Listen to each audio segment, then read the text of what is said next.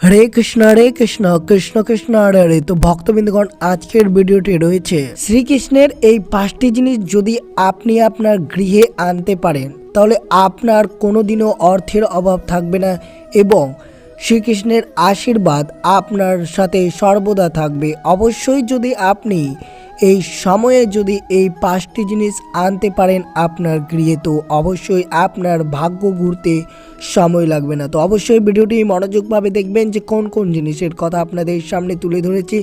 আর চ্যানেলে নতুন হয়ে থাকলে দয়া করে চ্যানেলটিকে সাবস্ক্রাইব করে দেবেন এই মতো ভিডিও পাওয়ার জন্য। তো অবশ্যই ভিডিওটি সম্পূর্ণ দেখার চেষ্টা করবেন। যে ব্যক্তি উপোস করে শ্রীকৃষ্ণের পুজো করেন তার সন্তানরা সব সময় সুখে থাকেন। ভগবান শ্রীকৃষ্ণ সকলের দুঃখ বিনাশ করে থাকেন।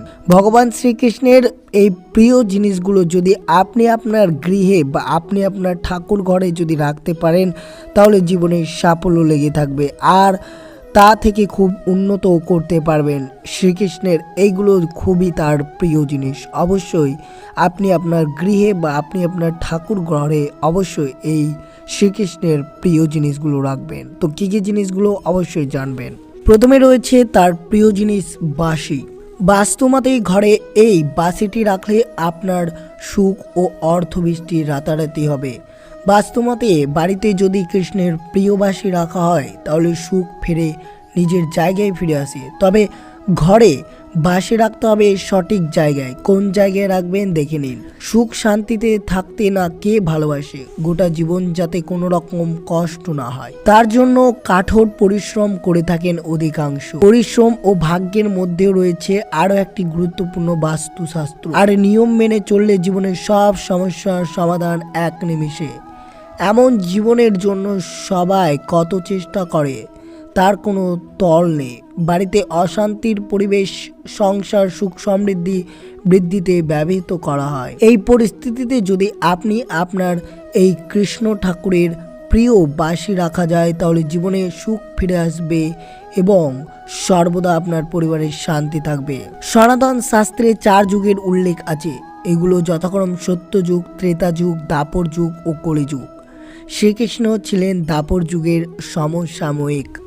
ভগবান শ্রীকৃষ্ণ ছিলেন একজন আদর্শ দার্শনিক, নিঃস্বার্থ কর্মযোগী ও অবস্থানরত জ্ঞানী। অনেকেই নামে তাকে ডাকা হয়, তার মধ্যে বাঁশিওয়ালা অন্যতম। বাঁশি হলো ভগবান শ্রীকৃষ্ণের খুবই প্রিয়। ভগবান শ্রীকৃষ্ণ শৈশব রাধাকে বাঁশি শোনাতেন, যেখানে গোপীরা বাঁশির সুরে নাচতেন। বাস্তুশাস্ত্রে বিশেষ গুরুত্ব রয়েছে। জ্যোতিষশাস্ত্রে বাস্তুদোষ দূর করার জন্য অনেক নিয়ম মেনে চলা হয়। সংসারে সুখ বৃষ্টি আনতে ঘরে আনুন বাঁশি। যদি পারিবারিক কলহ ও আর্থিক সংকটে ভুগে থাকেন তাহলে তা থেকে মুক্তি পেতে অবশ্যই করুন এই বাঁশির প্রতিকার। কেরিয়ার বা ব্যবসায় উন্নত মাত্রা আনতে স্টাডি রুমে বা পড়ার ঘরে অবশ্যই বাঁশি রাখতে পারেন। জীবনের সকল সমস্যার সমাধান হবে। দ্বিতীয় জিনিস ময়ূর। জ্যোতিষশাস্ত্র অনুসারে ভগবান শ্রীকৃষ্ণ তার মুকুটে ময়ূরের পালক পরে থাকেন।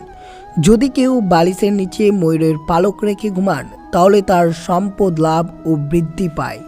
কোনো কাজ কিছু করতে মনে ভয় থাকে না। ধর্মীয় গ্রন্থ অনুসারে যদি কোনো ব্যক্তি তার ভাগ্যে পরিবর্তন করতে চান তাহলে বেশ কিছু ব্যবস্থা নিতে হবে। জ্যোতিষশাস্ত্র অনুসারে জন্মকুণ্ডলিতে গ্রহ সম্পর্কিত ত্রুটির কারণে দেবী লক্ষ্মী ক্রুদ্ধ হন, যার কারণে দেবী লক্ষ্মী সেই জায়গায় ছেড়ে অন্য ঘরে যাত্রা করেন।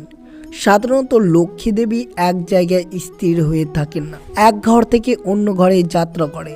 তাই সকলেই চান নিজ ঘরে লক্ষ্মীর অধিবাস হোক। লক্ষ্মীকে স্থিরভাবে এক জায়গায় বাস করিয়ে রাখার বেশ কিছু প্রতিকার মেনে চলুন। বেদ ও পুরাণে উল্লেখিত প্রতিকার মেনে চললে মানুষের ভাগ্যের নক্ষত্রের উজ্জ্বল হতে শুরু করে, পাশাপাশি অঢেল সম্পদের অনেক সুখও পায়। বালিশের নিচে ময়ূরের পালক রাখলে মানুষের সৌভাগ্য বৃদ্ধি পায়। রাতে ঘুমানোর সময় কেউ যদি বালিশের নিচে ময়ূরের পালক রেখে ঘুমান তাহলে তার চারপাশে পরিবেশ ইতিবাচক হয়ে ওঠে। বালিশের নিচে ময়ূরের পালক রাখলে রাশিফল সব দোষ ধীরে ধীরে দূর হয়ে যায়। রাতারাতি বদলে যায় ভাগ্য। এই কারণে সম্পদ, সুখ, সমৃদ্ধির পাশাপাশি মনের মধ্যে জেগে ওঠে নেতিবাচক অনুভূতির অবসান ঘটে।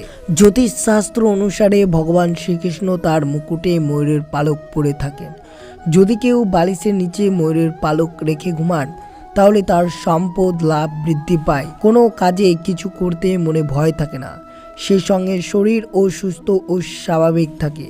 ময়ূরের পালক ভগবান শ্রীকৃষ্ণ তার মুকুটে পরিধান করেন। বাস্তুমতে যিনি বালিশের নিচে ময়ূরের পালক রেখে ঘুমাতে যান তার ওপর কৃষ্ণের আশীর্বাদ সর্বদা বজায় থাকে। তৃতীয়, বৈজয়ন্তী মালা। বৈজয়ন্তী মালা পুজো যোগ্য জীবনে আসা সব সমস্যার সমাধানের প্রতিকার হিসেবে ব্যবহৃত হয়। হিন্দু ধর্মগ্রন্থে বৈজয়ন্তী মালার মাহাত্ম্য গুরুত্ব উল্লেখ রয়েছে। অন্যদিকে এই মালা শ্রীকৃষ্ণের গলাতেও শোভা পায়। কথিত আছে যে দেবী ধরিত্রী মহাবিশ্বকে রক্ষা করার জন্য ভগবান কৃষ্ণ পূর্ণ ভক্তি ও ভালোবাসার সাথে বৈজয়ন্তী মালা উপস্থাপন করেছিলেন। সেই কারণে বৈজয়ন্তী মালা পরম ভক্তি ভালোবাসার সঙ্গে ভগবান কৃষ্ণকে নিবেদন করা হয়। বৈজয়ন্তীর মালা বৈজয়ন্তীর বীজ থেকে তৈরি হয়, এই জন্য এই মালাকে বৈজয়ন্তী মালা বলা হয়। বৈজয়ন্তী মালা পুজো যোগ্য জীবনে আসা সব সমস্যার সমাধানের প্রতিকার হিসেবে ব্যবহৃত হয়। বৈজয়ন্তী মালার সম্পর্কে অনেক বিশেষ জানেন না। বিশ্বাস রয়েছে যে ভগবান রামের পরের জন্মে বিয়ে করার প্রতিশ্রুতি দিয়ে তার গলা থেকে বৈজয়ন্তী মালা খুলে বৈষ্ণোদেবীকে উপহার দিয়েছিলেন। প্রতিশ্রুতিও দিয়েছিলেন যে তিনি পরবর্তী জীবনে বিয়ে করবেন। তাই দেবী বৈষ্ণবের কাছে বৈজয়ন্তী ফুল ও মালা খুবই প্রিয়। বৈজয়ন্তী মালা পরলে মনের নেতিবাচক চিন্তার অবসান ঘটে। শুধু তাই নয়, বৈজয়ন্তী মালা পরলে যে কোনো ব্যক্তির আর্থিক সুবিধা পান। কারোর যদি বিয়েতে দেরি হয় তাহলে বৈজয়ন্তী মালা পরলে সুখবর শুনতে পারবেন তাড়াতাড়ি। যদি কারোর রাগ খুব বেশি হয় তাকে অবশ্যই বৈজয়ন্তী মালা পরানো উচিত। বৈজয়ন্তী মালা পরালে রাগ শান্ত হয় বলে মনে করা হয়। শুক্লপক্ষের প্রথম বৃহস্পতিবার বৈজয়ন্তী মালা পরা শুভ। এছাড়াও লক্ষ্মীবারেও পুজো করার পর শুক্রবারে স্নান সেরে এই মালা পরতে পারেন।